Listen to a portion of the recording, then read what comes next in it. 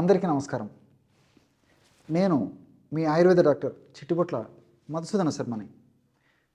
మనం ఈ వీడియోలో వావిలి చెట్టు అద్భుత ఔషధ గుణాలు అనేటువంటి అంశాన్ని గురించి తెలుసుకోబోతున్నాం. గ్రామాలు, పట్టణాలు, నగరాలతో నిమిత్తం లేకుండా బయలు ప్రాంతాల్లో ఎక్కడ పడితే అక్కడ వావిలి మొక్క లేదా వావిలి చెట్టు ప్రత్యక్షమవుతూ మీ ఆరోగ్య పరిరక్షణకు నన్ను సద్వినియోగం చేసుకోండి అని చెప్పేసి పలకరిస్తూ ఉంటుందన్నమాట. కానీ చాలామందికి వాటి మీద అవగాహన లేక వాటిని కనుక్కోలేక చాలా ఇబ్బంది పడేటువంటి పరిస్థితి కూడా ఉంటూ ఉంటుందన్నమాట. వావిలి చెట్టు, ఈ యొక్క వావిలి చెట్టునే నిర్గుండి అనేటువంటి పేరుతో సంస్కృతంలో పిలుస్తారు. వైటెక్స్ నిగుండో అని శాస్త్రీయంగా వృక్షశాస్త్రరీత్యా దీనికి నామకరణం చేయడం జరిగింది. వర్బినేసి అనేటువంటి వృక్ష కుటుంబంలో ఈ యొక్క వావిలి చెట్టును శాస్త్రజ్ఞులు చేర్చడం జరిగింది. వావిలి చెట్టు అనేక రకాలుగా ఉపయోగపడుతుంది. వావిలి చెట్టు 3 నుంచి 5 మీటర్ల వరకు ఎత్తు పెరుగుతుంది. అదేవిధంగా వావిలి చెట్టుకు ఆకులు సర్వసాధారణంగా 3 ఆకులు ఒకే చోట ఉంటాయన్నమాట. సో అరుదుగా 5 ఆకులు ఉండేటువంటి పరిస్థితి కూడా ఏర్పడుతూ ఉంటుంది. చాలా సర్వసాధారణంగా ఎక్కువ శాతం అంటే 100లో 90% చెట్లలో ఈ యొక్క 3 ఆకులు ఉండేటువంటి చెట్లే మనకు కనిపిస్తాయి అన్నమాట. ఈ చెట్లు ఆకులు కూడా ఆకుల పైభాగంలో అంటే ఆకు మనం ఇలా భావించుకున్నట్లయితే ఈ పైభాగం నలుపుగా ఉండి కింది భాగము బూడిద రంగులో ఉంటుందన్నమాట. చిన్న చిన్న ఆకులుగా ఉంటాయన్నమాట. ఆ విధంగా మనం గుర్తుపట్టవచ్చు. అదేవిధంగా నీలిరంగు పుష్పాలు ఈ యొక్క చెట్టుకి పూస్తూ ఉంటాయన్నమాట. కొమ్మల చివరన నీలిరంగు పుష్పాలు ఈ వావిలి చెట్టుకు పూస్తూ ఉంటాయి. ఈ వావిలి చెట్టుని పూర్వకాలం నుంచి అనాదిగా సాంప్రదాయంగా ఆచరణలో భాగంగా ధాన్యాలు పురుగు పట్టకుండా క్రిమికీటకాల బారి నుంచి రక్షించేందుకు ఈ వావిలాకు, అదేవిధంగా మెంతి ఆకు కానీ లేకపోతే వావిలాకు, వేపాకు కలిపి కానీ మూటలాగా కట్టేసేసి అంటే ఎండిపోయినటువంటివి ఈ యొక్క ధాన్యాల్లో ఉంచుతారనమాట. ఈ విధంగా ఉంచడం వల్ల ధాన్యాలు పురుగు పట్టకుండా ఉండేందుకు, క్రిమికీటకాల బారి నుంచి రక్షించేందుకు ఇది ఉపయోగపడుతున్నటువంటి ఉద్దేశంతో ఈ విధంగా వావిలాకిని ఆహార ధాన్యాలు చెడిపోకుండా ఉండేందుకు ఈ యొక్క నిల్వ పదార్థంగా వాడుతూ ఉంటారు. అదేవిధంగా గ్రామ ప్రాంతాల్లో జానపదంగా, అదేవిధంగా అడవి ప్రాంతాల్లో మరి చాలామంది ఈ వావిలాకుతో స్నానం చేస్తూ ఉంటారనమాట. అంటే వేడి నీళ్ళలో వావిలాకు వేసేసి ఆ వావిలాకు కలిసినటువంటి ఆ వేడి నీళ్ళని స్నానానికి ఉపయోగిస్తుంటారు. దీనివల్ల ఈ ఒళ్ళు నొప్పులు, కీళ్ళ నొప్పులు, కండరాల నొప్పులు ఇలాంటివి తగ్గిపోతాయనేటువంటి ఉద్దేశంతో వీళ్ళు అప్పుడప్పుడు ఈ వావిలాకుతో ఈ విధంగా తయారు చేసుకొని ఆ స్నానం చేస్తూ ఉంటారనమాట. అట్లే వావిలాకు రసాన్ని పైపూత మందుగా ఈ పుళ్ళు మానేదానికి కొన్ని ప్రాంతాల్లో వాడుకుంటూ ఉంటారనమాట. ఇలా గ్రామీణ వైద్యంలో ఈ వావిలాకును అనేక రకాలైనటువంటి సందర్భాల్లో వాడుకుంటూ ఉంటారు. తలనొప్పి వచ్చినప్పుడు వావిలాకును దంచేసేసి ఆ యొక్క పేస్ట్ను అంటే కాస్త నీళ్లు కలిపేసేసి వావిలాకును దంచి పేస్ట్ లాగా తయారు చేసి ఆ పేస్ట్ని కణతలకు అప్లై చేస్తుంటారు అనమాట, తలనొప్పి వెంటనే తగ్గేందుకు. ఇలా అనేక రకాలుగా గ్రామీణ వైద్యంలో ఈ వావిలాకును ఉపయోగిస్తుంటారు. అట్లే ఈ వావిలాకు అనేక రకాలైనటువంటి ఔషధ వ్యాధులు కూడా మనం వాడుకోవచ్చు అన్నమాట. ఎలాగంటే ఈ నొప్పులు, ముఖ్యంగా మోకాడ నొప్పులు లేదా కీళ్ళ నొప్పులు అంటే భుజం నొప్పి, మెడ నొప్పి, వీపు నొప్పి, అదేవిధంగా నడుము నొప్పి, కాళ్ళ నొప్పులు, కండరాల నొప్పులు, ఏ నొప్పులైనా కానివ్వండి ఈ నొప్పులకి ఈ యొక్క వావిలాకు చాలా అద్భుతంగా పనిచేస్తుంది అనమాట.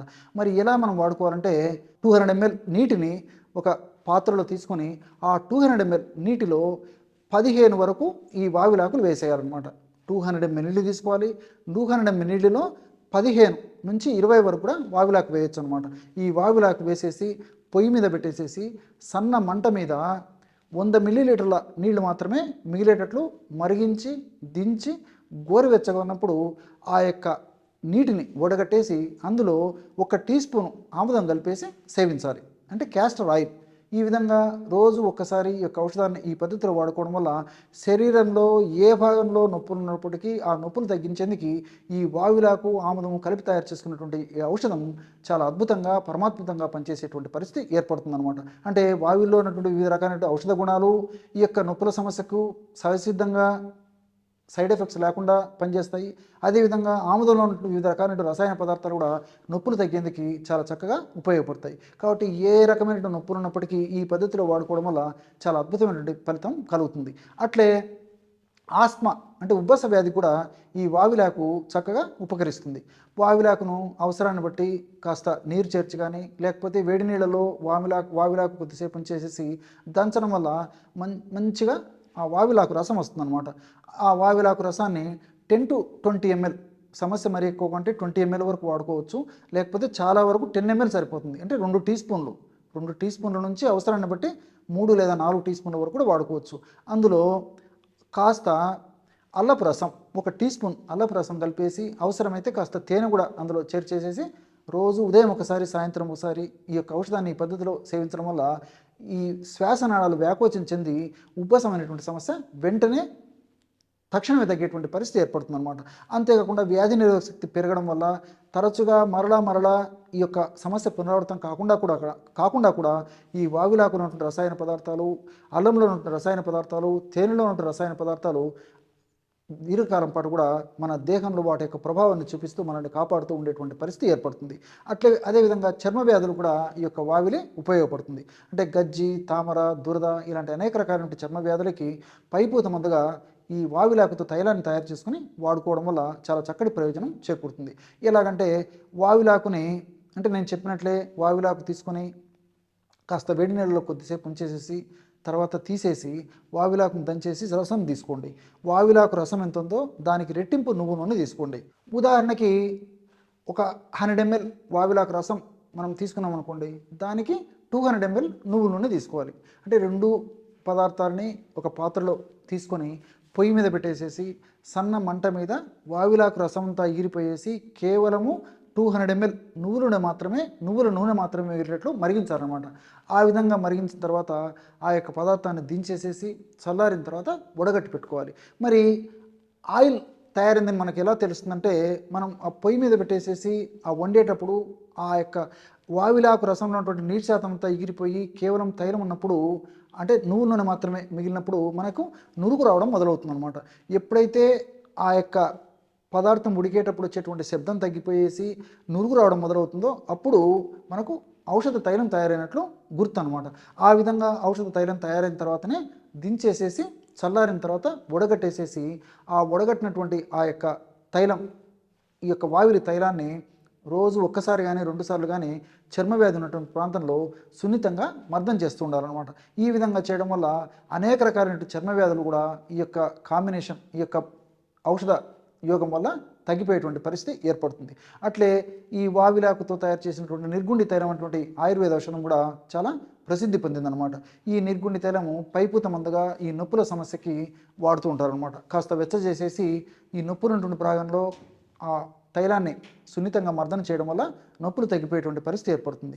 అదేవిధంగా ఈ నొచ్చి తైలము, పీనిసి తైలము అనేటువంటి సిద్ధ వైద్యం, అంటే తమిళనాడులో ప్రసిద్ధి పొందినటువంటి సిద్ధ వైద్య విధానంలో కూడా ఈ యొక్క నొచ్చి తైలము, అదేవిధంగా పీనిసి తైలము ఇలాంటి తైలాలు తయారు చేసేందుకు కూడా ఈ యొక్క వావిలాకుని ప్రధాన అనుఘటకంగా ఉపయోగిస్తుంటారు అన్నమాట. ఈ విధంగా వావిలాకుని గ్రామ ప్రాంతాల్లో ఒక వైద్యంగా ఉపయోగించుకుంటుంటారు. అదేవిధంగా ఆయుర్వేద వైద్య విధానంలో కూడా వంటింటి వైద్యంగా ఈ యొక్క పద్ధతిలో నేను ఇంతకుముందు చెప్పినట్టు వావిలాకును ఉపయోగించుకుంటుంటారు. అదేవిధంగా అనేక రకాలైన ఔషధాల తయారీలో కూడా, ఆయుర్వేద ఔషధాల తయారీలో కూడా ఈ యొక్క వావిలాకును ఒక అనుకటకంగా ఉపయోగిస్తుంటారు అనమాట. చూశారు కదా ఎటువంటి చక్కటి అంశాలను ఈ వావిలాకు గురించి మీరు ఈ వీడియోలో తెలుసుకున్నారో. మరొక వీడియోలో మరొక అంశంతో మళ్ళీ కలుద్దాం. అంతవరకు నమస్కారం. మీ చిట్టిబొట్ల.